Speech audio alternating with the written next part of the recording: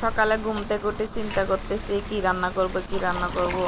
এখন বাগানে গেলাম, যাই দেখতেছি লতি আছে, ওখান থেকে নিয়ে আসলাম, নিয়ে এসে এগুলো কুটলাম, কুটে ধুয়ে শুটকি ছিল পাশে শুটকিগুলো দিয়ে সুন্দর করে লতি মানে ভুনা করতেছি।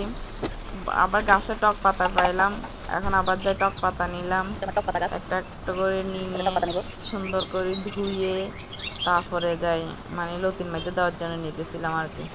তো এখান থেকে নিয়ে ধুয়ে ফেললাম, ধুয়ে মানে লতির ভিতরে দিয়ে দিয়েছি। লতি হয়ে গেছে মোটামুটি। আমার লতি খেতে অনেক ভালো লাগে, আরও ক্ষেতের জিনিস আরও ভালো লাগে এগুলো, মনে করেন অল্প হইলেও মজার জিনিস। ঘুরে দিলাম।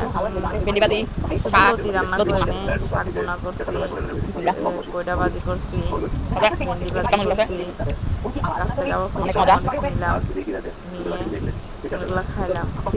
অনেক ভালো লাগছে দুপুরের খানা।